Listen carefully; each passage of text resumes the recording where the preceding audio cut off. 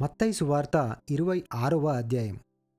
యేసు ఈ మాటలన్నీ చెప్పి చాలించిన తరువాత జరిగినదేమనగా, ఆయన తన శిష్యులను చూచి 2 దినములైన పిమ్మట పస్కా పండగ వచ్చుననియూ, అప్పుడు మనుష్య కుమారుడు సిలువ వేయబడుటకై అప్పగింపబడుననియూ మీకు తెలియునని చెప్పెను. ఆ సమయమున ప్రధాన యాజకులును ప్రజల పెద్దలును కయప అను ప్రధాన యాజకుని మందిరంలోనికి కూడివచ్చి యేసును మాయోపాయము చేత పట్టుకొని చంపవలనని ఏకమై ఆలోచన చేసిరి. అయితే ప్రజలలో అల్లరి కలగకుండునట్లు పండుగలో వద్దని చెప్పుకొనిరి. యేసు బేతనియలో కుష్ఠరోగి అయిన సీమోను ఇంట నున్నప్పుడు ఒక స్త్రీ మిక్కిలి విలువగల అత్తరు బుడ్డి తీసుకొని ఆయన యొద్దకు వచ్చి ఆయన భోజనమునకు కూర్చుండగా దానిని ఆయన తలమీద పోసెను. శిష్యులు చూచి కోపపడి, ఈ నష్టమెందుకు? దీనిని గొప్ప వెలకు అమ్మి బీదలకియ్యవచ్చునే అనిరి. యేసు ఆ సంగతి తెలుసుకొని, ఈ స్త్రీ నా విషయమై ఒక మంచి కార్యము చేసెను. ఈమెను మీరేల తొందర పెట్టుచున్నారు? బీదలెల్లప్పుడూ మీతో కూడా ఉన్నారు, గాని నేనెల్లప్పుడు మీతో కూడా ఉండను. ఈమె ఈ అత్తరు నా శరీరం మీద పోసి నా భూస్థాపన నిమిత్తము దీనిని చేసెను. సర్వలోకమందు ఈ సువార్త ఎక్కడ ప్రకటింపబడునో అక్కడ ఈమె చేసినదియు ఈమె జ్ఞాపకార్థముగా ప్రకాశింపబడునని మీతో నిశ్చయముగా చెప్పుచున్నానని వారితో అనెను. అప్పుడు 12 మందిలో నొకడగు ఇస్కరియోతు యూదా ప్రధాన యాజకుల యొద్దకు వెళ్ళి, నేనాయనను మీకప్పగించిన ఎడల నాకేమీ ఇత్తురు అని వారిని అడిగెను. అందుకు వారు 30 వెండి నాణెములు తూచి వానికి ఇచ్చిరి. వాడప్పటి నుండి ఆయనను అప్పగించుటకు తగిన సమయము కనిపెట్టుచుండెను. పులియని రొట్టెల పండుగలో మొదటి దినమందు శిష్యులు యేసునొద్దకు వచ్చి, పస్కాను భుజించుటకు మేము నీ కొరకు ఎక్కడ సిద్ధపరచగోరుచున్నావని అడిగిరి. అందుకాయన, మీరు పట్టణమందున్న ఫలాని మనుషుని యొద్దకు వెళ్ళి, నా కాలము సమీపమై ఉన్నది, నా శిష్యులతో కూడా నీ ఇంట పస్కాను ఆచరించెదనని బోధకుడు చెప్పుచున్నాడని అతనితో చెప్పుడనెను. యేసు తమకాజ్ఞాపించిన ప్రకారము శిష్యులు చేసి పస్కాను సిద్ధపరిచిరి. సాయంకాలమైనప్పుడు ఆయన 12 మంది శిష్యులతో కూడా భోజనమునకు కూర్చుండెను. వారు భోజనము చేయుచుండగా ఆయన, మీలో ఒకడు నన్ను అప్పగించునని మీతో నిశ్చయముగా చెప్పుచున్నాను అనెను. అందుకు వారు బహుదుఃఖపడి ప్రతి వాడును, ప్రభువా నేనా అని ఆయనను అడుగగా, ఆయన, నాతో కూడా పాత్రలో చెయ్యి ముంచిన వాడెవడో వాడే నన్ను అప్పగించువాడు. మనుష్య కుమారుని గూర్చి వ్రాయబడిన ప్రకారము ఆయన పోవుచున్నాడు, గాని ఎవనిచేత మనుష్య కుమారుడు అప్పగింపబడునో ఆ మనుష్యునికి శ్రమ. ఆ మనుష్యుడు పుట్టియుండని ఎడల వానికి మేలని చెప్పెను. ఆయనను అప్పగించిన యూదా, బోధకుడా నేనా అని అడగగా ఆయన, నీవన్నట్టే అనెను. వారు భోజనము చేయుచుండగా యేసు ఒక రొట్టె పట్టుకొని దానిని ఆశీర్వదించి విరిచి తన శిష్యులకిచ్చి, మీరు తీసుకొని తినుడి, ఇది నా శరీరమని చెప్పెను. మరియు ఆయన గిన్నె పట్టుకొని కృతజ్ఞతాస్తుతులు చెల్లించి వారికిచ్చి, దీనిలోనిది మీరందరూ త్రాగుడి, ఇది నా రక్తము, అనగా పాపక్షమాపణ నిమిత్తము అనేకుల కొరకు చిందింపబడుచున్న నిబంధన రక్తము. నా తండ్రి రాజ్యములో మీతో కూడా నేను ఈ ద్రాక్షారసము క్రొత్తదిగా త్రాగుదినము వరకు ఇకను దాని త్రాగనని మీతో చెప్పుచున్నాను అనెను. అంతటా వారు కీర్తన పాడి ఒలీవల కొండకు వెళ్ళిరి. అప్పుడు యేసు వారిని చూచి, ఈ రాత్రి మీరందరూ నా విషయమై అభ్యంతరపడెదరు. ఏలయనగా, గొర్రెల కాపరిని కొట్టుదును, మందలోని గొర్రెలు చెదిరిపోవును అని వ్రాయబడి ఉన్నది గదా. నేను లేచిన తర్వాత మీకంటే ముందుగా గలిలయకు వెళ్ళెదను. అందుకు పేతురు, నీ విషయమై అందరూ అభ్యంతరపడినను నేను ఎప్పుడునూ అభ్యంతరపడనని ఆయనతో చెప్పగా, యేసు అతని చూచి, ఈ రాత్రి కోడి కూయక మునిపే నీవు నన్ను ఎరగవని ముమ్మారు చెప్పెదవని నీతో నిశ్చయముగా చెప్పుచున్నాను అనెను. పేతురాయనను చూచి, నేను నీతో కూడా చావవలసి వచ్చినను నిన్ను ఎరగనని చెప్పననెను. అదే ప్రకారము శిష్యులందరూ అనిరి.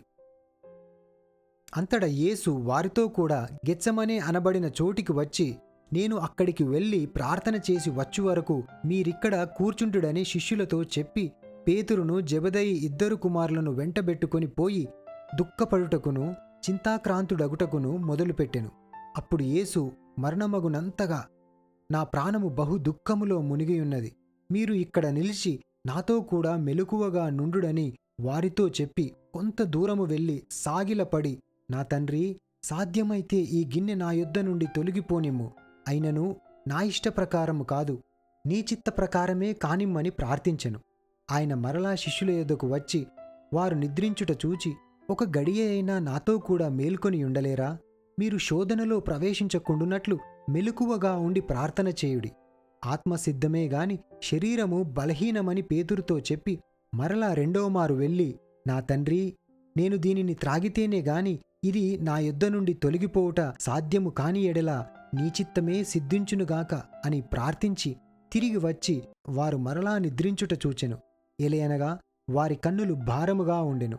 ఆయన వారిని మరలా విడిచి వెళ్ళి ఆ మాటలే చెప్పుచు మూడవమారు ప్రార్థన చేసెను. అప్పుడాయన తన శిష్యుల యొద్దకు వచ్చి, ఇక నిద్రపోయి అలసట తీర్చుకొనుడి. ఇదిగో ఆ గడియ వచ్చియున్నది. మనుష్య కుమారుడు పాపుల చేతికి అప్పగించబడుచున్నాడు. లెండి, వెళ్ళుదము. ఇదిగో నన్ను అప్పగించువాడు సమీపించియున్నాడు అని వారితో చెప్పెను. ఆయన ఇంకను మాటలాడుచుండగా 12 మందిలో ఒకడగు యూదా వచ్చెను. వానితో కూడా బహుజన సమూహము కత్తులు గుదియలు పట్టుకొని ప్రధాన యాజకుల యొద్ద నుండియు ప్రజల పెద్దల యొద్ద నుండియు వచ్చెను. ఆయనను అప్పగించువాడు నేనెవరిని ముద్దు పెట్టుకొందినో ఆయనే యేసు, ఆయనను పట్టుకొనుడని వారికి గుర్తు చెప్పి వెంటనే యేసునొద్దకు వచ్చి, బోధకుడా, నీకు శుభమని చెప్పి ఆయనను ముద్దు పెట్టుకొనెను. యేసు, చెలికాడా, నీవు చేయవచ్చినది చేయుమని అతనితో చెప్పగా వారు దగ్గరకు వచ్చి ఆయన మీద పడి ఆయనను పట్టుకొనిరి. ఇదిగో యేసుతో కూడా ఉన్న వారిలో ఒకడు చెయ్యి చాపి కత్తి దూసి ప్రధాన యాజకుని దాసుని కొట్టి వాని చెవి తెగనరికెను. యేసు, నీ కత్తి వరలో తిరిగి పెట్టుము. కత్తి పట్టుకొను వారందరూ కత్తిచేతనే నశింతురు. ఈ సమయమున నేను నా తండ్రిని వేడుకొనలేననియు, వేడుకొనిన ఎడల ఆయన 12 సేనావ్యూహముల కంటే ఎక్కువ మంది దూతలను ఇప్పుడే నాకు పంపడనియు నీవనుకొనుచున్నావా? నేను వేడుకొనిన ఎడల ఈలాగు జరగవలెనను లేఖనము ఏలాగు నెరవేరునని అతనితో చెప్పెను. ఆ గడియలోనే యేసు జనసమూహములను చూచి, బందిపోటు దొంగమీదికి వచ్చినట్టు కత్తులతోనూ గుదియలతోనూ నన్ను పట్టుకునవచ్చితిరా? నేను అనుదినము దేవాలయములో కూర్చుంటి బోధించునప్పుడు మీరు నన్ను పట్టుకొనలేదు. అయితే ప్రవక్తల లేఖనములు నెరవేరునట్లు ఇదంతయు జరిగెనని చెప్పెను. అప్పుడు శిష్యులందరూ ఆయనను విడిచి పారిపోయిరి. యేసును పట్టుకొనిన వారు ప్రధాన యాజకుడైన కయప యొద్దకు ఆయనను తీసుకొని రాగా అక్కడ శాస్త్రులును పెద్దలును కూడియుండిరి. పేతురు ప్రధాన యాజకుని ఇంటి ముంగిట వరకు ఆయనను దూరం నుండి వెంబడించి వెలుపలికి పోయి దీని అంతమేమవునో చూడవలనని బంట్రవులతో కూడా కూర్చుండెను. ప్రధాన యాజకులను మహాసభ వారందరూను యేసును చంపవలనని ఆయనకు విరోధముగా అబద్ధ సాక్ష్యము చెప్పుచుండిరి. కాని అబద్ధ సాక్షులనేకులు వచ్చినను సాక్ష్యమేమీయూ దొరకలేదు. తుదకు 2 మనుష్యులు వచ్చి, వీడు దేవాలయమును పడగొట్టి 3 దినములలో దానిని కట్టగలనని చెప్పెననిరి. ప్రధాన యాజకుడు లేచి, నీవు ఉత్తరమేమియూ చెప్పవా? వీరు నీమీద పలుకుచున్న సాక్ష్యమేమని అడుగగా యేసు ఊరకుండెను. అందుకు ప్రధాన యాజకుడు ఆయనను చూచి, నీవు దేవుని కుమారుడవైన క్రీస్తువైతే ఆ మాట మాతో చెప్పుమని జీవముగల దేవుని తోడని నీకు ఆనబెట్టుచున్నాను అనెను. అందుకు యేసు, నీవన్నట్టే. ఇది మొదలుకొని మనుష్య కుమారుడు సర్వశక్తుని కుడిపార్శ్వమున కూర్చుండుటయు ఆకాశ మేఘారూఢుడై వచ్చుటయు మీరు చూతురని చెప్పగా ప్రధాన యాజకుడు తన వస్త్రము చింపుకొని, వీడు దేవదూషణ చేసెను, మనకిక సాక్షులతో పని ఏమి? ఇదిగో ఈ దూషణ మీరిప్పుడు విన్నారు, మీకేమి తోచుచున్నదని అడిగెను. అందుకు వారు, వీడు మరణమునకు పాత్రుడనిరి. అప్పుడు వారు ఆయన ముఖము మీద ఉమ్మివేసి ఆయనను గుద్దిరి. కొందరు ఆయనను అరచేతులతో కొట్టి, క్రీస్తూ, నిన్ను కొట్టినవాడెవడో ప్రవచింపుము అనిరి. పేతురు వెలుపటి ముంగిట కూర్చుండియుండగా ఒక చిన్నది అతని యొద్దకు వచ్చి, నీవును గలిలయుడగు యేసుతో కూడా ఉంటివి గదా అనెను. అందుకతడు, నేనుండలేదు, నీవు చెప్పు సంగతి నాకు తెలియదని అందరి ఎదుట అనెను.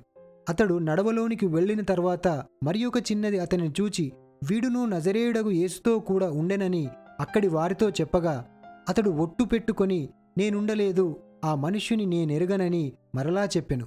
కొంతసేపైన తర్వాత అక్కడ నిలుచున్న వారు పేతురునొద్దకు వచ్చి, నిజమే, నీవును వారిలో ఒకడివే, నీ పలుకు నిన్ను గూర్చి సాక్ష్యమిచ్చుచున్నది అని అతనితో చెప్పిరి. అందుకతడు ఆ మనుష్యుని నేనెరగనని చెప్పి శపించుకొనుటకును ఒట్టు పెట్టుకొనుటకును మొదలుపెట్టెను. వెంటనే కోడి కూసెను. కనుక కోడి కూయక మునుపు నీవు నన్నెరుగవని ముమ్మారు చెప్పెదవని యేసు తనతో అనిన మాట పేతురు జ్ఞాపకము తెచ్చుకొని వెలుపలికి పోయి సంతాపపడి ఏడ్చెను.